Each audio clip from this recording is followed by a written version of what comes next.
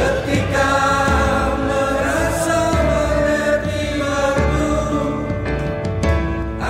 Baca Batu membaca kisah yang tersimpan di dalam batu dan lapisan pembentuk bumi bersama Andang Bahtiar.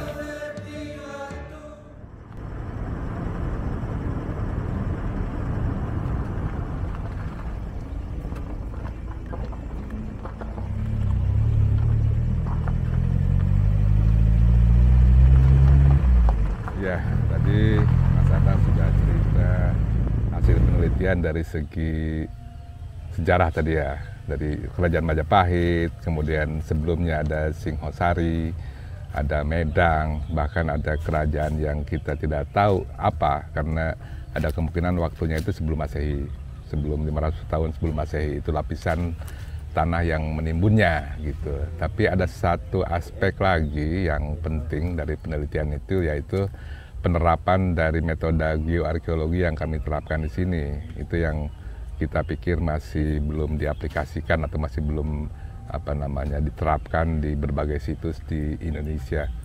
Jadi pada intinya geoarkeologi ini selain kita meneliti tinggalan budayanya yang berupa artefak bergerak ataupun yang tidak bergerak, fitur arkeologinya, kita juga melihat itu tadi yang diceritakan sedimennya, jadi lapisan-lapisan geologi yang mendasari sebuah situs atau bangunan, kemudian yang menimbun situs itu juga kita teliti karena penting. Pentingnya dalam artian kita juga bercerita tentang sejarah alam. Sejarah alam itu berarti lingkungan alam ketika bangunan itu didirikan, apakah lingkungannya ada di tanah di lingkungan yang pegunungan atau rawa-rawa atau pantai atau apa. Nah itu kan perlu diketahui karena itu kan berhubungan dengan kondisi alamnya ketika peradaban itu dibangun. Ada restorasi gravel itu bisa kemudian di atas tanah yang coklat tebal itu ada endapan tipis, itu putih, itu bisa kita lihat di mana-mana di sini yang kita identifikasi. Nah, di sana masih ada ya, itu yang kita sebut sebagai tefra 1, hasil lapisan gunung api waktu itu. Mungkin jadi apa? 13 kalau salah. Kita semua sudah melakukan. Nah, lapisan tefra 1 yang putih itu ada 2. Tefra 1 dan tefra 2. Tefra itu kita sedimen yang banyak material kali. Nah di atasnya kemudian endapan lingkungan itu berubah menjadi lingkungan fluvial. Jadi kita temukan banyak krakal.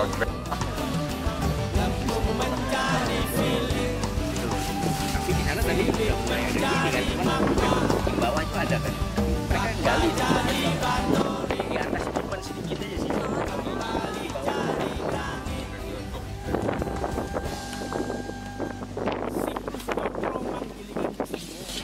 siklus batuan berjuta masa.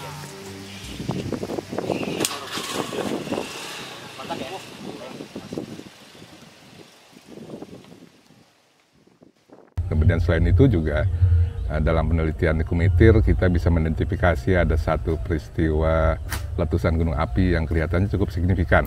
Itu yang menimbun, pada akhirnya menimbun peradaban yang tua, kerajaan Medang bahkan yang lebih tua lagi. Jadi ada erupsi gunung api sebanyak 2 kali peristiwa lah gitu ya. Nah, pentingnya juga metode geoarkeologi ini diterapkan. Jadi selain kita menerapkan metode geofisika yang bisa memindai struktur di bawah permukaan, artinya kita tidak hanya melihat bangunan yang sudah tersingkap oleh penggalian, tapi kita juga bisa melihat bangunan-bangunan yang masih tertimbun di bawah tanah, dan itu kan bisa dijadikan sebagai untuk untuk mengarahkan lah untuk ekskavasi selanjutnya harus kemana dan harus berapa dalam. Karena di Kumitir itu kalau menurut pemindaian geofisika tidak hanya 5 meter, bahkan sampai 10 meter pun kita masih ada indikasi bangunan itu. Bahkan tadi yang disebutkan di sektor ABC ya, yang ada ditemukan bangunan yang diduga itu mungkin istananya Brewangker gitu, Nah, di bawahnya itu sekitar 3-5 meter kelihatannya masih ada struktur batu bata. Bahkan mungkin ada bisa sebuah ruangan begitu ya. Dan kalau kita melihat bahwa si situs Istana Brewengker itu yang batu bata merahnya kan sudah ditimbun oleh border-border andesit yang sangat tebal gitu ya.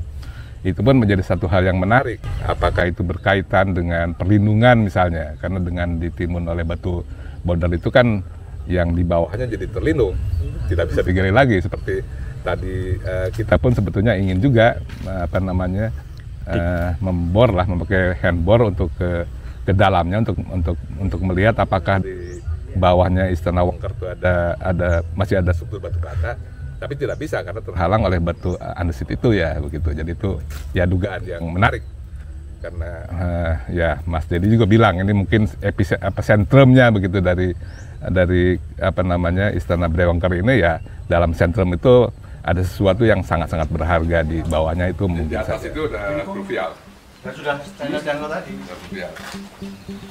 Tapi kalau TUF, kalau T2 channel, misalnya T1, gila. Berarti beda ketinggian 2 meter ya. Iya. Kalau airfall masih oke. Tapi kalau air beda 2 meter. Ini air kan. Kalau jatuhan dari udara masih oke. Nah ini air. Kayaknya enggak deh. Yang jelas dari sedimentologi ini air nih. Kita nggak naik. Nah, kemudian juga dari kita memahami lapisan-lapisan alam yang menimbunnya itu, kita juga bisa menentukan umur-umur dari lapisan itu, dan dari situ kita juga bisa menentukan kisaran umur dari bangunannya itu sendiri. Jadi itu juga barangkali sesuatu yang baru. Jadi kalau teman-teman arkeologi yang menerapkan metode konvensional misalnya hanya mendating artefaknya, sebetulnya yang lapisan sedimen itu pun bisa didating untuk membantu itu. Jadi tidak harus artefak. Bahkan kita menemukan artefak pun kita harus mengetahui itu posisi stratigrafinya di mana sehingga tidak salah tafsir juga. Ini kan jangan ngambil yang ini, Kang. Jangan ya, ini soalnya bisa jadi cari yang lagi bersih.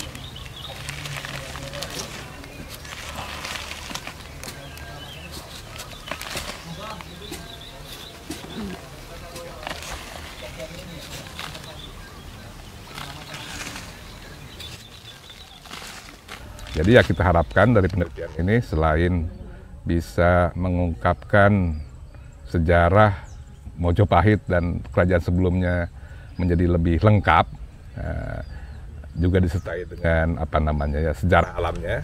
Kita juga mengharapkan metode yang sama bisa diterapkan di semua situs di Jawa Timur ini, bahkan di seluruh Indonesia.